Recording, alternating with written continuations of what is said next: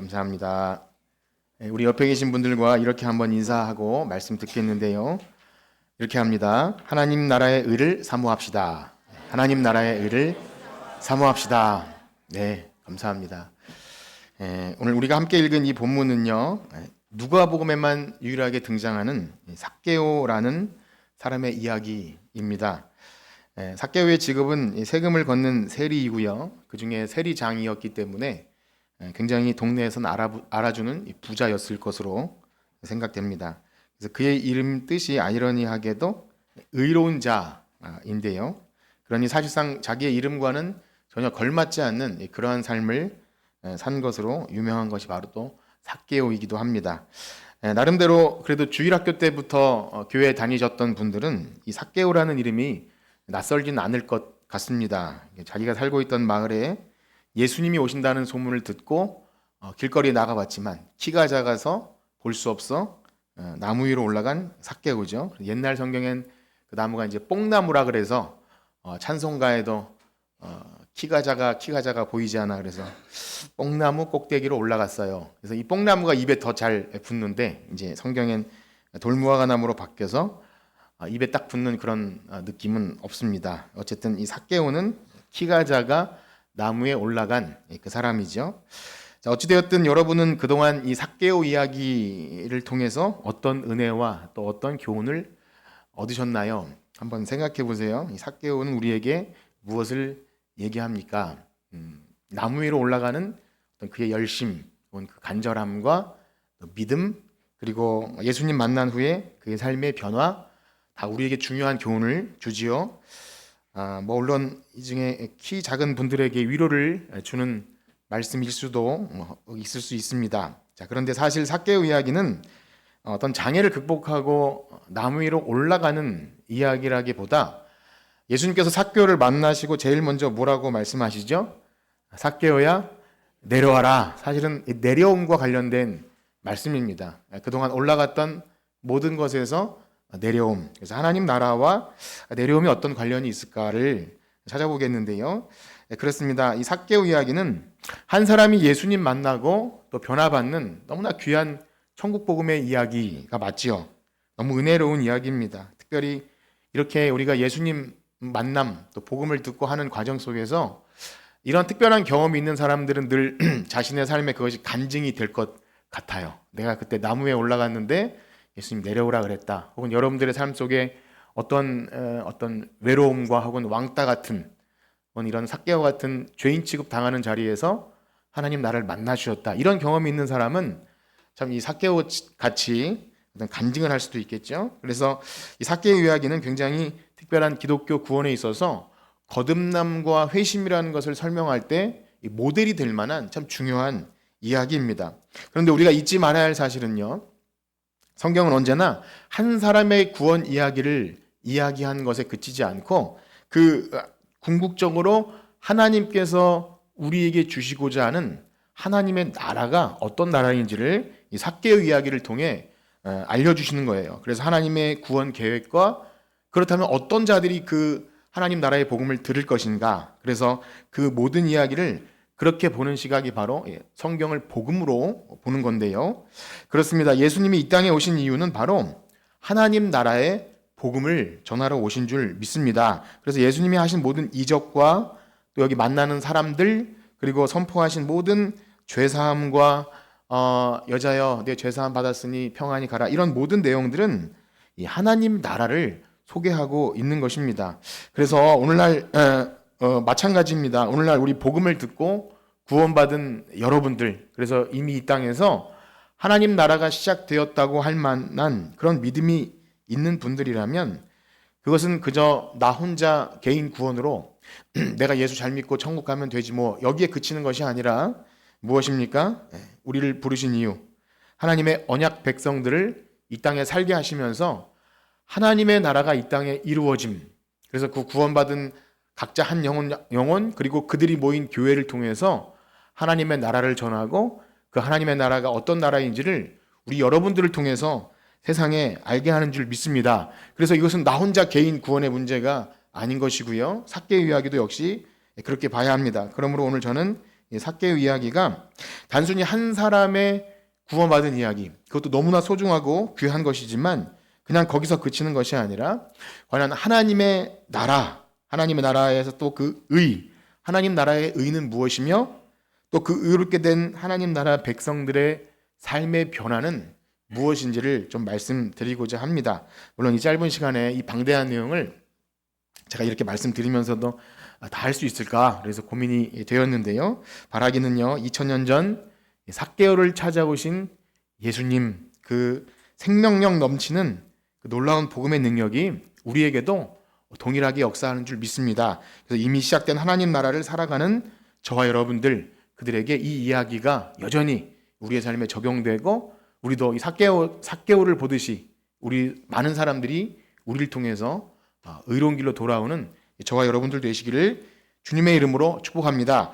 자, 그런데 먼저 우리 삭개오 이야기를 들어가기에 앞서서 지금 이 이야기가 누가복음에서 어떠한 맥락에서 소개되고 있는지를 잠시 살펴야 합니다. 이 이야기만 딱 떼어놓고 보면 그것으로도 충분할 수 있지만 지금 예수님께서 성경 기록자가 예수님이 걸어가시는 노정 가운데 이 삭개오 얘기를 소개하는 그 맥락을 잘 이해해야 하나님 나라의 의와 좀 연결을 잘 지을 수 있는데요.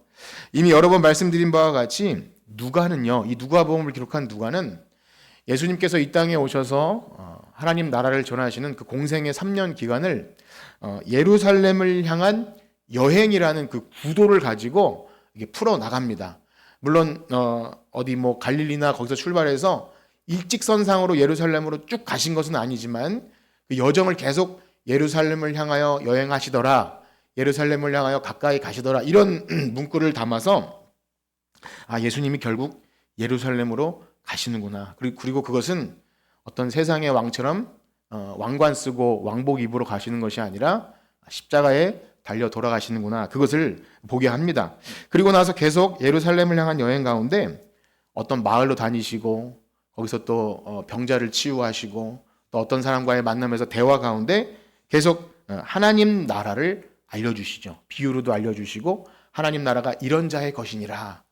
어린아이를 또 부르시고 또 이런 여러 가지 사건들 뭐 다 말씀드리지는 못하지만 여러분들이 누가복음을 잘 봐오셨으면 이제 언뜻 기억이 나실 거라 생각이 되는데요. 다 이 모든 것이 하나님 나라가 이미 시작되었음을 선포하는 이야기입니다. 예수님께서 나사렛에서 취임 설교를 하실 때부터 이사야의 예언대로 주의 성령이 내게 임하셨으니 가난한 자에게 복음이 전파되고 눈먼 자가 눈을 뜨고 하는 이 모든 예언의 성취로서 하나님 나라가 시작되었다. 그래서 우리는요, 예수님 이야기는 하나님 나라 이야기구나. 이것을 항상 염두에 합니다. 그런데 문제는요, 예수님이 그렇게 이적과 어떤 말씀을 통해서 하나님 나라 복음을 계속 전해주시지만 문제는 뭐냐면 사람들은 이 하나님 나라를 자기들의 관점으로 이해한다는 거예요. 이건 오늘날 우리도 마찬가지인데요.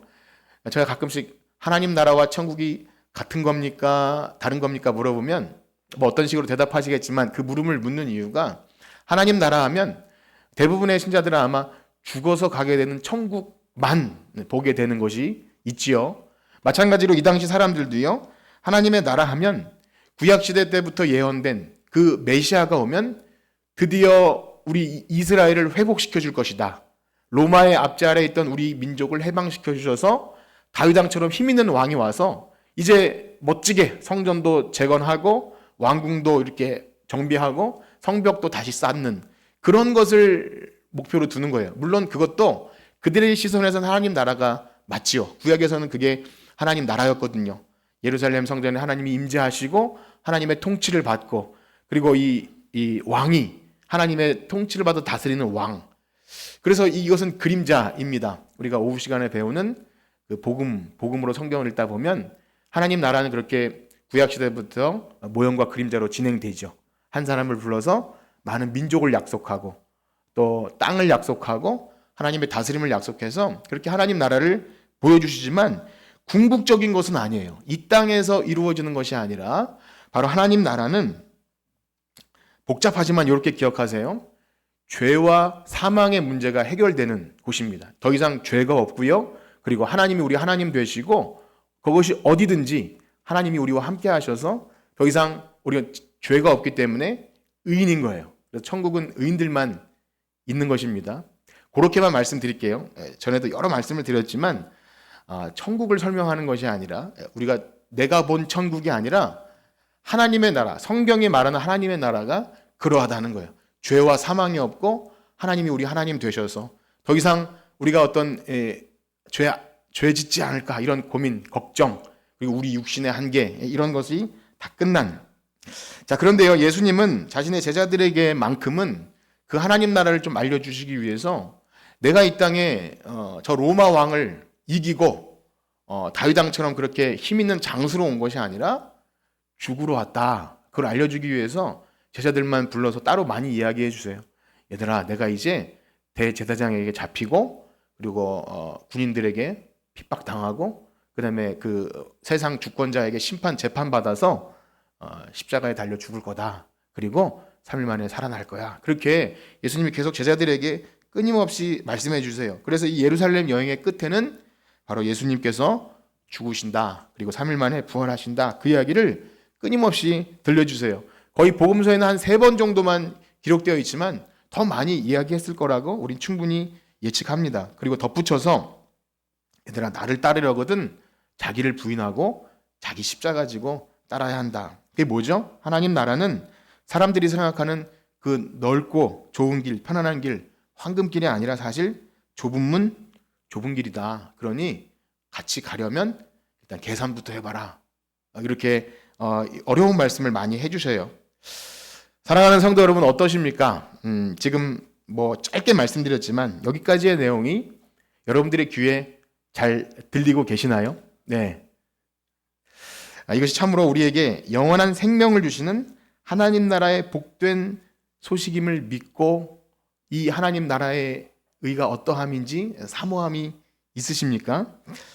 제가 이렇게 물어보고 대답을 요구하는 것은 아니지만 재미있는 사실은 제자들도요, 예수님이 이 말씀을 하실 때마다 아멘 하면서 그렇게 되셔야죠. 그렇게 한 것이 아니라 이해도 안 되고 재미도 없고 졸리고 예수님 그런 소리 그만하시고 좀 복받고 잘 된다는 얘기 좀 해주시면 안 되겠습니까? 그렇게 한 거예요. 쉽게 말하면 그래요. 예수님 빨리 왕 되시면 나는 저 제자는 오른쪽, 나는 왼쪽. 누가 큰지를 자꾸 싸워요.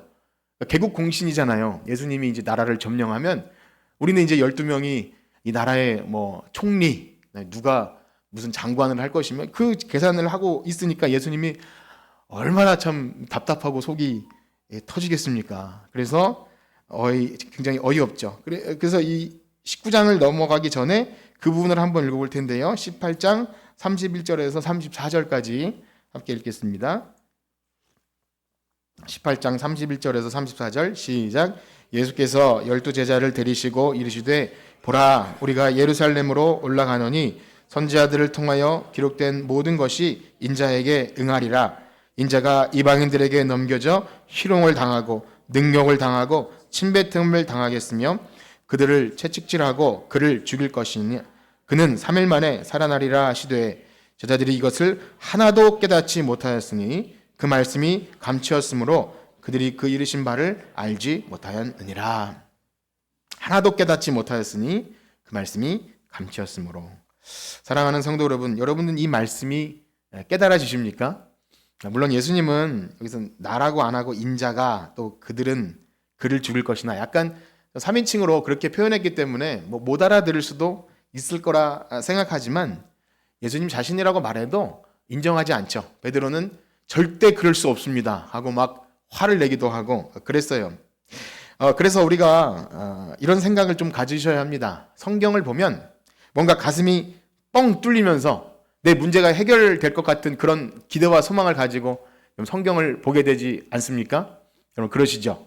아닌가요? 매일 성경을 할 때 오늘 딱 펼쳤는데 야, 오늘 기도 응답이 되겠다라는 생각을 가질 수 있고, 이번 주에 목사님 말씀을 잘 들으면 뭔가 문제 해결을 위한 실마리가 들릴 것 같다라는 기대와 소망을 가지셔도 됩니다. 갖지 말라는 말씀은 아닌데, 그런데요, 성경을 읽는 그대로 보면 사실상 참 깝깝함을 경험하게 돼요. 도대체 이해를 하라고 주신 말씀인지 머리에 이게 복잡한 지진이 나게 하는 말씀인지 그럴 때가 있고요. 그럴 때마다 도대체 우리의 육신의 생각이 어디서부터 수정이 되어야 할지 도대체 답이 없는 그런 경험도 하게 됩니다. 그런데 그 모습이 바로 그 당시 예수님을 따랐던 거의 대다수의 사람들의 모습이고요. 역시 제자들조차 그러했고요. 그 다음에 오늘날 교회에 나와서 좀 죄송하지만 교회에 나왔지만 예배 참석해서 앉아있지만 예수님 말씀 듣기는 들어도 들리지 않고 보기는 보아도 깨닫지 못하는 그런 영적인 맹인 상태에 있는 쉽게 말하면 거듭남이 없는 육신의 눈은 떠 있고 귀는 들리는 것 같아도 여전히 하나님 나라에 대한 관심은 없는 그러한 상태이지 않나 싶습니다. 그리고 그 하나님 나라의 의를 구하는 삶, 그리고 의롭게 되는 믿음, 그런 진리에 대한 말씀에는 별로 들리지 않고, 그래서요, 내 문제는 해결되는 것입니까? 내 건강과 미래와 자녀와 이거 해결되는 겁니까? 그것만 보고 있으면 예수님 전하신 하나님 나라의 복음은 당초의 귀에 들리지가 않더라는 거예요. 여러분들에게 그렇다는 말씀은 아니고 싶은 그런 생각은 있지만 어쨌든 여러분 한번 생각해 보세요. 매주 설교를 들으시면서 하나님 나라의 진리에 관한 목마름과 그 영광, 그 하나님 나라의 의는 무엇이며 이러한 간절한 기대와 소망이 있으십니까? 아니면 그거 외에 무엇을 가지고 말씀을 듣고 계십니까? 자, 그런데 못 듣는 사람들이 또 있었는데 어떤 사람들이냐면 다른 기대를 가지고 있는 사람도 있었지만 어떤 사람들은 자신들의 의로운 행실, 율법을 지킴, 그리고 종교적 행위, 어떤 외적인 행위를 가지고 우리는 하나님 나라에 들어가기 충분합니다 라고 하는 사람들도 있었어요. 여전히 그들도 하나님 나라가 귀에 들리지 않습니다. 그것이 바로 예수님을 가장 싫어했던 이 먼저 된 유대인들이죠. 계속 예수님을 옆에서 방해했던 바리새인과 서기관, 율법교사들은 그런 식으로 자신들의 행위와 율법과 여러 가지 종교적 위선이죠. 외식, 그것으로 자기의 의를 자랑합니다. 그러니 알고 보면 예수님이 얼마나 외롭고 힘드셨을까 하는 생각을 하게 돼요. 성경을 볼수록 예수님이 너무나 외로우셨겠다라는 생각을 하게 됩니다. 여러분 어떠신가요? 여러분 예수님 너무나 외로우셨을 것 같아요. 사람의 몸을 입고 오셨기에 하늘에서 막 음성이 항상 들리게 하는 것도 아니고요. 어떤 이적을 행하시지만 우리의 뇌를 우리 이해할 수 없는 뇌를 어떻게 해서 하나님 나라가 딱 깨닫게 하시는 그런 것이 아니라 우리가 오늘 교회에서 듣는 말씀 마치 예수님도 모세와 선지자의 글을 가지고 소위 설교에 미련한 것으로, 우리가 이제 고린도전서 보면 전도에 미련한 것으로 할 때 그것이 설교에 미련한 것이라고 말씀드렸죠. 설교에 미련한 것으로 한 사람 한 사람 하나님 나라의 복음이 무엇인지, 그 하나님 나라의 의와 그 복과 또 그 영생이 무엇인지를 이렇게 하셨으니 얼마나 더디고 어려웠겠습니까? 여러분 그렇죠? 그렇지 않습니까? 병 고쳐주고 떡 먹을 땐 너무 좋았는데 이 진리에 관한 말씀을 시작하면 재미없고 지루하고 졸려요. 언제 끝나나. 그래서 시간을 이렇게 볼 수밖에 없는 우리의 어두워진 영적인 상태를 보게 됩니다. 깨어서 들으시는 분들에게 하나님 은혜가 있기를 축복합니다. 그러나 이 말씀을 들으면서 좀 기분이 상하셨다면 그래도 축복합니다. 그래서 내 얘기하는 건가 하면 하나님의 은혜가 임하는 거예요. 그래서 바로 그러한 분위기 가운데 오늘 이야기가 펼쳐집니다. 찜찜하고 답답하죠. 도대체 알아듣는 건지 못 알아듣는지 하는 그 과정 가운데 그래도 예수님은 계속 예루살렘으로 가시는 거예요. 그 가운데 오늘 여리고성에 이르러서 구걸하던 거지 맹인을 만나고 그리고 삭개오를 만납니다. 그러니까 이 과정을 좀 설명드려야 삭개오 이야기가 무슨 이야기인지를 좀 이해할 수 있겠죠. 그래서 우리는 이 두 이야기가 단순한 맹인 치유 사건, 그리고 단순한 어떤 좀 나쁜 사람을 회개시키는 그러한 사건 정도가 아니라 지금 이 영적으로 어두워져 있는 사람들과 제자들에게 하나님 나라의 복음이 어떤 자들에게 들어가고 깨달아지는지, 또 그 사건을 통해서 하나님 나라의 의는 무엇인지를 이렇게 말씀해 주십니다. 자, 그렇습니다. 예수님이 이제 여리고성에 들어가시는데요. 첫 번째로 이런 일이 발생하죠. 우리 35절에서 39절입니다. 18장 35절에서 39절을 한번 같이 읽어보겠습니다. 시작. 여리고에 가까이 가셨을 때에 한 맹인이 길가에 앉아 구걸하다가 우리가 지나감을 듣고 이 무슨 일이냐고 물은데 그들이 나사렛 예수께서 지나가신다 하시니 맹인이 외쳐 이르되 다윗의 son 예수여 나를 앞서가던 자들이 그를 꾸짖어 잠잠하라 하되 그가 더욱 크게 소리질러 다윗의 자손이여 나를 불쌍히 여기소서. 아멘. 예수님은 그 못 알아듣는 사람들과 답답한 마음을 가지고 예루살렘으로 가시다가 지금 이 예루살렘으로 가기 전에 관문이에요. 여리고는 가나안의 첫 성인데요. 그 라합을 만난 그 성 아닙니까? 그래서 오늘 그 내용이 길어질까 봐 그건 뺐는데 여리고 성에서 가까이 갔는데 거기서 구걸하던 맹인을 만나게 되죠. 놀라운 사실은 이 맹인이 예수님이 지나가는다는 소문을 듣고 소리를 칩니다. 고요했는지 어떤지는 모르겠지만 다윗의 자손 예수여 나를 불쌍히 여기소서 소리치는 거예요. 제가 뭐 소리 안 치고 따라했지만 어쨌든 사람들이 듣기에 불쾌할 정도로 좀 조용히 좀 했으면 좋겠다는 그래서 꾸중을 했죠. 꾸짖으면서 조용히 좀 쟤 좀 조용히 좀 시켜라 뭐 이런 분위기가 있었던 것 같아요. 그런데 맹인은 아랑곳하지 않고 다윗의 자손 예수여 나를 불쌍히 여겨주세요. 네, 그렇게 외칩니다. 죽을 힘을 다해 간절히 외치는 거예요. 예수님께서 그 소리를 들으셨습니다. 그리고 여기 보니까 머물러 서서 그를 데려오라 하시고 그때 역사가 벌어지죠. 우리 그 부분을 읽어볼까요? 40절에서 42절 시작. 예수께서 머물러 서서 명하여 데려오라 하셨더니 그가 가까이 오매 물어 이르시되 내게 무엇을 하여 주기를 원하느냐 이르되 주여 보기를 원하나이다. 예수께서 그에게 이르시되 보라 내 믿음이 너를 구원하였느니라. 아멘. 예수님은 맹인을 그냥 고쳐 주실 수도 있겠지만 굳이 그에게 내게 무엇을 하여 주길 원하느냐 그렇게 물어요. 여러분은 이 물음이 괜히 쓸데없는 물음이고 당연한 답을 구하는데 왜 물었냐 생각할 수 있지만 사실은 그렇지 않아요. 맹인은 기다렸다는 듯이 주여 보기를 원합니다 그렇게 대답합니다. 그리고 예수님은 그 말을 들으시고 그래 보라 내 믿음이 너를 구원하느니라. 믿음과 구원을 같이 이야기합니다. 이제 이 이야기의 결론적인 이야기는 이제 삭개오 이야기까지 마치고 좀 이렇게 말씀드리겠지만 한번 생각해 보세요. 이 사람이 평생 앞을 보지 못했는지 어쨌는지 모르겠지만 시각 장애인으로 살면서 구걸하던 그 거지가 누가 와서 나에게 무엇을 주기를 원하느냐 이렇게 물어보면 입장을 바꿔놓고 여러분들 같으면 뭐라고 대답하시겠어요? 무엇을 원하느냐 하면 그냥 한 푼 줍쇼죠. 한 푼 줍쇼. 아니면 좀 많이 주세요. 10,000원짜리 한 장 주시면 내가 매일 안 나와도 되니까. 그 정도 아니겠습니까? 누가 보기를 원합니다. 그렇게 할 수 없는 거예요. 당연히 맹인이니까 보기를 원한다고 했겠지만 그것을 말할 수는 없는 거죠. 그가 누구이냐에 따라서.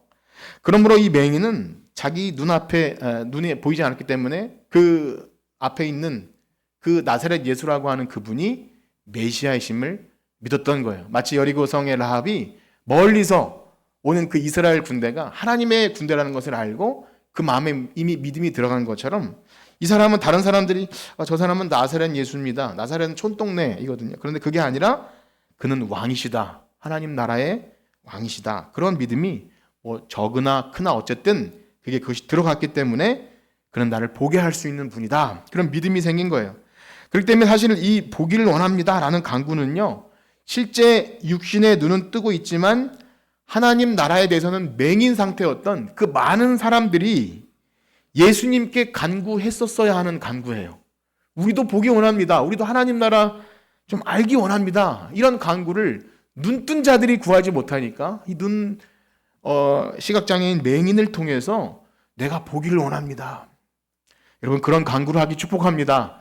내가 보기를 원합니다. 말씀을 들어도 깨닫지 못하거나 구원의 확신이나 혹은 이 복음이나 하나님 나라 또 언약 이런 이야기가 전 그런 건 전 별로 관심 없고 그냥 잘 됐으면 좋겠습니다. 거기에 그치는 것이 아니라고 할 때 그럼 뭔데요? 그럼 도대체 하나님 나라는 뭐며 구원은 무엇입니까를 여러분 알기 원하는 마음 그때 하나님께서 역사하시는 거죠. 그래서 예수님을 따라다니면서도 그 하나님 나라를 보지 못할 때 자신이 아무것도 볼 수 없는 맹인임을 발견했어야 하는 것입니다. 그래서 주님께 주님 우리도 보기 원합니다. 그런데 그렇게 맹인이 단순히 육체 장애를 고침받는 것이 아닌 그에게 있던 믿음이 정말 구원 얻을 믿음이라는 것이 어떻게 드러나죠? 우리 43절 읽어보겠습니다. 43절 시작. 곧 보게 되어 하나님께 영광을 돌리며 예수를 따르니 아멘. 곧 보게 되어 하나님 나라에 눈뜨게 되었을 때 하나님께 영광을 돌리며 예수님을 따릅니다. 이것이에요. 맹인에게 하나님 나라가 임한 줄 믿습니다. 단순히 육체의 문제를 해결하는 것이 전부였다면 이제 보게 됐으니 여러분 이제 보게 됐으니 어떡합니까? 이 봄에 꽃도 꽃들도 나무도 그 가사가 어떻게 되죠? 어쨌든 봐야 되잖아요. 가서 그렇습니다. 거기서 꽃도 보고 산도 보고 해야 되는데 지금 어디로 갑니까?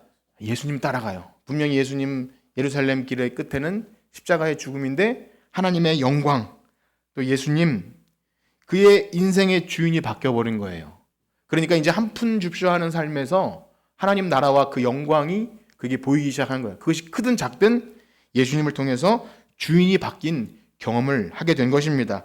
그렇습니다. 우리의 삶 가운데도 그렇게 하나님 나라, 그 하나님 나라 영광과 그 예수님이 주시는 우리의 의, 하나님 나라의 의를 사모하는 그러한 참된 변화가 있기를 축복합니다. 예수님을 본 자들은요, 인생의 변화가 이런 식으로 나타나는 거예요. 자기의 주인이 바뀌는 경험.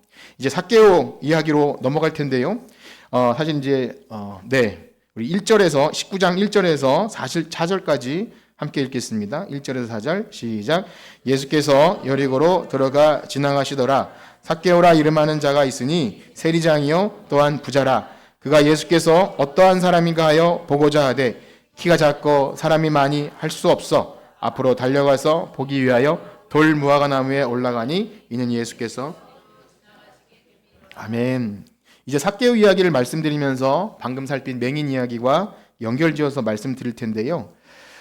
그렇습니다. 여리고성 입구에서는 맹인을 만났고 이제 여리고성 중간인지 어느 정도에서 이제 삭개오를 만나게 되는데요. 삭개오가 예수님이 오신다는 소문을 듣고 적극적인 반응을 보이게 되죠.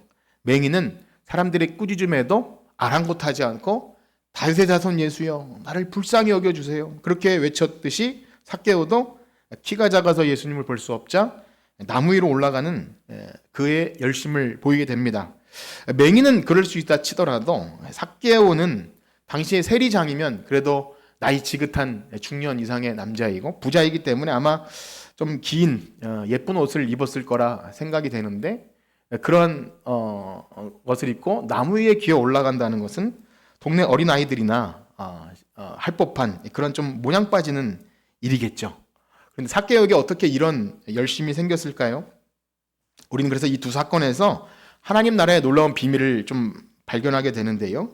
사실상 이 맹인이나 삭개오나 누가 먼저 찾아오신 것입니까? 당연히 예수님이죠. 예수님이 항상 의지와 목적을 두고 그 마을로 가세요. 요한복음의 수가성 이야기도 보면 예수님께서 사마리아를 지나가야 하겠는지라 여기서도 당연히 그들을 목적해서 가십니다. 그런데 놀라운 사실은 하나님 편에서 다 하시고 구원을 하나님께서 계획하시지만 그 복음을 들은 사람들이 굉장히 열심히 마음의 소원을 가지고 그 하나님 나라를 알기 원하여 보기 원하여 간절한 소원을 가지고 부르짖는다는 거예요. 참 이게 신기한 사실입니다. 그래서 인간 편에서 보면 저 사람의 저 열심히 어떤 구원을 위한 조건처럼 생각되지만 결국 그렇지 않습니다. 구원은 온전히 하나님으로부터 시작되고 믿음을 주시는 분도 하나님이세요. 우리가 에베소서 말씀 2장 8절 알지 않습니까? 그 은혜에 의하여 믿음으로 말미암아 구원을 받았으니 이는 너희에게서 난 것이 아니요 하나님의 선물이에요. 그런데 놀랍게도 진짜 선물을 선물로 아는 사람들은 밭에 감추인 보화를 발견한 사람처럼 이것을 그냥 가만히 두지 못해서 찾고 구하고 부르짖습니다. 그럼 여리고성에 이 거지가 한 명뿐이었겠으며 또 세리는 단 한 명뿐이었겠습니까? 많은 사람들이 이 소식을 들었지만 그 택함 받은 자들은 그 주님을 만나기 위해서 어떻게든 간절히 찾고 부르짖어요. 그래서 마치 이 기회를 놓치면 평생 후회하게 될 것처럼, 이 기회를 놓치면 나는 다시 주님을 만나게 되지 못할 것처럼 간절함이 그 마음속에 일어납니다. 저는 여러분들의 삶에 이러한 좀 간절함이 있기를 축복합니다. 이 말씀이 조심스러운 것은 간절하지 않아서 문제가 된다는 것이 아니라 진짜 하나님 나라의 의를 아는 자들은 우리의 예배와 우리 또 성도와 간의 교제와 모든 삶의 구석구석에서 참 하나님 나라의 의를 위한 간절함이 있어요.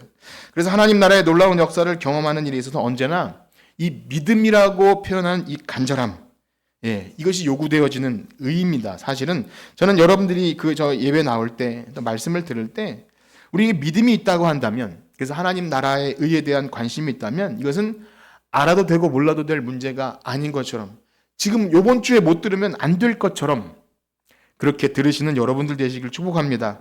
여기 매인과 삭개오는요, 자신의 어떠한 가능성이 아니에요. 자격이나 내가 어떤 행한 의로움, 그것이 없었기 때문에 더 간절한 거예요. 이 기회가 아니면 안 될 것 같은, 하나님이 아니면, 그 은혜가 아니면 죽을 것 같은 심정을 가지고 간구함, 그게 바로 믿음이라고 말합니다. 우리의 어떠함이 아니라 나는 자격이 없고 아무것도 할 수 없기 때문에 주님의 은혜만 사모하는 것, 그 모습, 어떻게 보면 거지가 손을 내미는 그 손이겠죠. 그래서 우리가 이제 웨스트민스터 신앙고백 보면 그렇게 비유를 해요. 거지가 동냥을 하는데 손을 내밀었을 때 그게 믿음이라 한다면 그 거지가 손을 내민 그것이 엄청난 무슨 능력이겠는가? 내밀 수밖에 없는, 그렇게 표현을 해요. 그렇습니다. 창피함을 무릅쓰고 나무 위에 올라가는 것. 누가 제지하든 꾸중을 하든 다윗의 자손 예수여 나를 불쌍히 여기소서. 그것이 바로 믿음이라고 말합니다.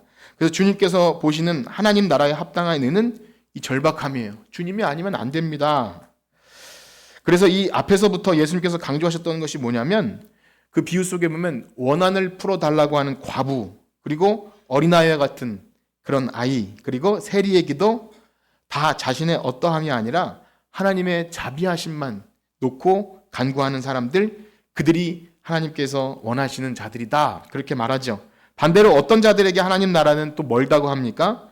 앞에서 살펴본 이야기 중에 가장 대표적으로 부자 청년 있지 않습니까? 예수님께 나와서 선생님, 제가 어떻게 해야, 무엇을 하여야 영생을 얻을 수 있겠습니까? 이 질문에는 여러 가지가 담겨 있어요. 내가 무엇을 좀 잘해왔고 좀 확인받고 싶습니다. 내가 어떻게 함으로 의를 얻을 수 있지 않을까요? 나는 충분합니다 라는 자세이지요. 그러나 예수님은 단박에 너는 할 수 없다. 그래서 피할 수 없는 질문을 던지죠. 네가 가진 것 다 팔아서 가난한 자에게 주고 따라오라. 그렇게 해서 된다는 얘기가 아니라 너는 할 수 없다는 얘기를 하신 거예요. 그리고 더 치명적인 것은 뭐죠? 바리새인과 서기관들, 자기가 의롭다고 믿는 사람들. 우리 이 부분을 좀 읽고 넘어가겠는데요. 18장 9절에서 14절까지 말씀입니다. 18장 9절에서 14절. 우리 다 같이 한번 읽어봅시다. 시작. 또 자기를 의롭다고 믿는 사람들을 멸시하는 자들에게 이 비유로 말씀하시되, 다른 사람이 기도하러 성전에 올라가니 하나는 바리새인이요 하나는 세리라. 바리새인은 서서 따로 기도하여 이르되, 하나님이여, 나는 다른 사람을 곧 토색, 불의, 간음을 하는 자들과 같이 아니하고 이 세리와도 같이 아니함을 감사하나이다. 나는 일에 2번씩 금식하고 또 소득의 11조를 드리나이다 하고, 세리는 멀리 서서 감히 눈을 들어 하늘을 쳐다보지도 못하고 다만 가슴을 치며 이르되, 하나님이여 불쌍히 여기소서, 나는 죄인이로소이다 하였느니라. 내가 너희에게 이르노니 이는 저 바리새인이 아니고 이 사람이 의롭다 하심을 받고 그의 집으로 내려갔느니라. 무릇 자기를 높이는 자는 낮아지고 자기를 높이는 자는. 아멘. 이것은 단순히 기도 응답의 비결이 아니라 말씀드렸죠.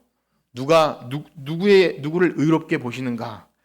그렇습니다. 하나님 나라의 의는 어떤 윤리 도덕적인 행위도 아니고요, 종교 예식도 아니고 율법 지킴도 아닙니다. 아무것도 불가능합니다. 온전히 하나님 앞에서 나는 은혜 받을 자격이 없습니다. 무가치합니다. 그래서 하나님의 은혜가 아니면 살 수 없기에 가슴을 치며 나는 죄인입니다. 저를 불쌍히 여겨주셔서, 그거밖에 없는 거예요. 그게 믿음이라는 것입니다. 그렇습니다. 그런 의미에서 오늘 삭개오는 자신의 죄인됨을 알았어요. 자타가 공인하는 죄인이기 때문이기도 하지만 그렇게 악착같이 모은 재산이 자기의 의를 대신할 줄 알았어요. 자기의 명예. 그러나 더 이상 자신을 행복하지 못하게 된 것도 알게 되었습니다. 그런데 자신과 같은 세리와 죄인의 친구가 되어주신다는 그 예수님이 오신다는 소문을 듣고 나도 그 예수님을 통해 이 죄의 문제 해결하고 싶다라는 그런 믿음을 갖게 된 거예요. 그러나 그분 앞에 또 당당히 나아갈 수가 없잖아요. 아까 그 세리처럼 하늘을 향해 머리도 들지 못하고 그래서 나무 위로 올라갈 수밖에 없는 그러한 얼굴만이라도 보고 싶었는데 갑자기 예수님이 터벅터벅 걸어오시더니 자신에게 걸어오는 거예요. 얼마나 당황했을까요? 여러분 생각해 보세요. 멀리 숨어서 보려고 했는데 나에게 걸어오시는 예수님. 그리고 예수님 뭐라 그러죠? 삭개오야 내려와라. 우리 그 부분 한번 읽어보겠습니다. 5절에서 6절입니다. 19장 5절에서 6절 시작. 예수께서 그곳에 이르사 쳐다보시고 이르시되 삭개오야 속히 내려오라. 내가 오늘 내 집에 유하여 하겠다 하시니 급히 내려와 즐거워하며 영접하거늘. 아멘. 삭개오는 너무나 황당하고 당황하면서도 동시에 너무나 가슴이 참 터질 듯이 기뻤을 거라 저는 생각합니다. 예수님 앞에 당당히 설 수 없어 숨어 있기를 바랬지만 예수님은 찾아오시죠. 그리고 자신을 올려다 보시면서 삭개오야 내려와라. 알고 보니 예수님이 삭개오의 이름을 먼저 알고 계셨어요. 그렇죠? 삭개오는 급히 내려와 예수님을 영접합니다. 영접하는 자가 된 거예요. 삭개오의 그 키 작음은 알고 보니 누가가 그 키 작음을 강조한 건 신체적인 단점을 이야기함과 동시에 저는 그렇게 생각해요. 그가 가진 어떤 결핍과 열등감, 그것을 보여주는 상징적인 묘사라고 생각합니다. 그런 그가 그 결핍과 어떤 열등감을 어떤 식으로든 극복해 보기 위해서 많은 돈을 모았을 거라 생각이 돼요. 그 물질이 있으면 그 열등감 극복할 수 있을 것이다. 그래서 다른 사람들이 그를 죄인 취급하든지 매국노 취급하든지 어떠든지 그 결핍을 채우기 위해서 악착같이 돈을 모았을 것 같아요.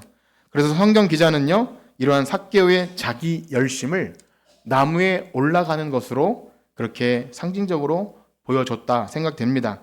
그러나 그러한 자기 열심으로 상징되는 그 올라감은요, 삭개오에게만 있었던 것이 아닙니다. 아까 전에 말씀드린 그 바리새인이나 서기관 혹은 제자들 모두가 자기들의 행위로 의로워지려고 하는, 스스로 높아지려고 하는 올라가는 일을 매일 한다는 거죠. 제자들도요, 사실상 주를 위해 모든 걸 버렸다고 하지만 우리가 주를 위해 모든 걸 버렸으니 나중에 우리는 어떻게 해주실 건가요? 라는 사실은 더 올라가기 위한 잠깐 내려놓음 같은 거예요. 그러니 예수님께서 삭개오에게 말씀하시죠. 삭개오야 내려와라. 옆에 계신 분과 인사합시다. 내려옵시다. 예, 하나님 나라는 네 열심과 노력으로 되는 것이 아니라 그 나무 위에 내려오는 거야. 그리고 그 나무 위에 누가 올라가죠? 예수님이 그 저주의 십자가에 올라가셔서 우리의 죄를 대신 지셔야만 우리의 의가 되는 거예요. 우리가 아무리 이루려고 애쓰고 발버둥치고 종교적 열심과 혹은 선행과 아니면 뭐 다른 것 구해서 얻을 수 없는 의는 예수님이 우리의 죄의 문제를 해결해 주셔야 됩니다. 우리가 이 땅에 살면서 겪는 어떤 결핍과 열등감 또 수치 혹은 다른 사람보다 높아지려 하는 이 모든 것들은 사실 죄에서 출발해요. 열등감이나 또 우월감은요, 다 죄에서 출발합니다. 그래야 자기 존재를 증명하거든요. 그거 아니면 증명할 게 없어요. 그렇지 않습니까? 그래서 어쩔 수 없이 명품백을 가져야 되고 다른 사람보다 높고 큰 집을 가져야 자신의 열등감이 가려지는 세상 속에서 우리 예수님 만날 때 그 모든 수치가 가려질 줄 믿습니다. 그래서 고린도후서 5장 21절에 보면 이렇게 말씀합니다. 우리 한번 읽어볼까요? 시작. 하나님이 죄를 알지도 못하시는 일을 우리를 대신하여 죄로 삼으신 것은 우리로 하여금 그 안에서 하나님의 의가 되려 하심이라. 아멘. 하나님의 의는 거기서 시작됩니다. 우리는 이룰 수 없어요. 그래서 우리가 붙들어야 되는 의는, 하나님의 의는 예수 그리스도로 말미암는 그 복음입니다. 로마서 17장에 보면 하나님의 의가 어떻게 설명됩니까? 우리 그 부분도 한번 읽어봅시다. 로마서 1장 17절 시작. 복음에는 하나님의 의가 나타나서 믿음에 이르게 하나니 믿음으로 말미암아 살리라 함과 같으니라. 아멘. 복음은 바로 예수 그리스도께서 우리가 결코 해결할 수 없는 죄의 문제를 해결하시고 우리가 결코 이룰 수 없는 율법의 요구를 다 담당하심으로 우리를 의인되게 하시는 사건인 줄 믿습니다. 이 의가 없으면 하나님 앞에 설 수가 없는 거예요. 이 의는 관계의 문제입니다. 하나님 앞에 우리가 아무리 혼자 무엇을 이루려 해도 하나님이 너 의인이다 라고 안 하면 그 어떤 사람도 의인 될 수 없어요. 그러나 예수님께서 이루신 의가 우리의 의가 되는 거예요. 이것이 바로 우리가 따라야 될 하나님 나라의 의, 복음인 줄 믿습니다. 그리고 마지막으로 여러분 이 복음을 아는 자, 삭개오가 어떻게 됩니까? 예수님께서 내가 이제 너의 집에 유하여야 하겠다. 이름만 부른 것이 아니고 내려오게만 하시는 것이 아니라 그와 더불어 먹고 마시면서 우리 안에 거하시는 거예요. 우리의 삶에 들어오셔서 성전 되어주시고 우리의 삶을 주장해 나가실 때 그 안에 하나님 나라가 시작되는 줄 믿습니다. 그래서 이 부분을 읽고 마칠 텐데요. 8절에서 10절입니다. 19장 8절에서 10절 19장 8절에서 10절 시작. 삭개오가 서서 주께 여짜오되 주여 보시옵소서 내 소유의 절반을 가난한 자들에게 주겠사오며 만일 누구의 것을 속여 빼앗은 일이 있으면 내 갑절이나 갚겠나이다. 예수께서 이르시되 오늘 구원이 이 집에 이르렀으니 이 사람도 아브라함의 자손이미로다. 인자가 온 것은 잃어버린 자를 찾아 구원하려. 아멘. 예수님이 찾아오시게 될 때 전과는 다른 완전한 변화가 여기 삭개오의 삶에 이루어졌습니다. 자신이 주인으로 삼았던 그 돈, 매국노라는 수치를 무릅쓰고서라도 악착같이 세금을 걷어서 동네 최고의 부자가 된 놓칠 수 없는 그 물질이 이제 물질의 노예였지만 예수님이 내 삶에 들어오게 되자 이제 그것이 내 주인이 아니기 때문에 그 사랑했던 물질을 놓을 수 있던 것이죠. 삭개오의 삶의 진정한 구원, 회심은 그의 이 주인 되었던 것이 바뀜으로 시작됩니다. 사랑하는 성도 여러분, 우리가 교회 나와서 듣고 찾고 사모해야 할 것은 이 하나님 나라의 의인 줄 믿습니다. 이것을 알지 못하면 우리가 아무리 애쓰고 노력해서 내가 이웃을 사랑해 보려고 하고 선을 좀 행해 보려고 하고 직분을 받아서 헌신한다 해도 다 자기 힘으로 올라가는 거예요. 내 의, 내 자랑. 이상하게도 내 의를 가지고 하면 위선자가 돼요. 내가 이렇게 열심히 해놓고도 섭섭하게 하면 너무나 화가 나요. 그래서 신학이고 뭐고 나를 화나게 하지 말라는 이상한 사람이 됩니다. 왜냐하면 그 이는요 우리가 만들어낼 수 없는 거예요. 그걸 알지 못하고 그렇게 할 때 결코 우리는 아무것도 이룰 수 없습니다. 예수님께서 친히 찾아오셔서 죽었던 우리를 불러 살리시는 놀라운 복음의 능력, 이것을 반드시 여러분은 아셔야 합니다. 하나님 나라의 의, 이 은혜의 복음을 알고 소유하고 이것을 가장 귀하고 값진 것으로 여기지 않으면 백날 교회 다녀도 매일 다른 것 구하다가 다른 은혜 구하다가 세상 복 구하다가 정말 어처구니 없는 일로 신앙을 버려버리기도 하더라는 겁니다. 매일 새벽 예배 나오고 봉사하고 헌금하고 백날 해도 다 자기 의, 자기 소원, 내 사업, 내 자녀 그거 쫓아다니다가 그거 좀 잘못되면 실망하고 주님 주신 직분과 모든 귀한 것을 헌신짝처럼 내팽개치고 떠나더라는 것입니다. 사랑하는 성도 여러분, 여러분들에게 간절히 부탁드립니다. 다른 거 생각하지 마시고 하나님 나라, 그 의를 여기 맹인 거지처럼 간절히 불쌍히 여겨달라고, 그 의가 아니면 죽겠다고 달려들며 구하는 여러분 되시길 축복합니다. 그런 자에게 반드시 만나주시고 은혜를 베풀어 주시고 거듭남의 은총을 주실 줄 믿습니다. 기도합니다. 하나님, 불쌍히 여겨 주시옵소서. 우리는 귀가 어둡고 눈도 감았습니다. 하나님 나라의 의를 도무지 알 수 없는 죄인입니다. 그러나 오늘 주님께서 맹인의 눈을 뜨게 하심처럼 삭개오를 직접 찾아가신 것처럼 우리의 삶에도 찾아오셔서 거듭나게 하셔서 하나님 나라를 보게 하시고 그 하나님 나라의 귀하고 값진 보배 때문에 내 모든 주인 되었던 것을 내어놓는 확실한 주님 앞에서 회심이 일어나는 하나님 나라의 백성 되게 하여 주시옵소서. 감사하며 예수님의 이름으로 기도합니다. 아멘. 이 시간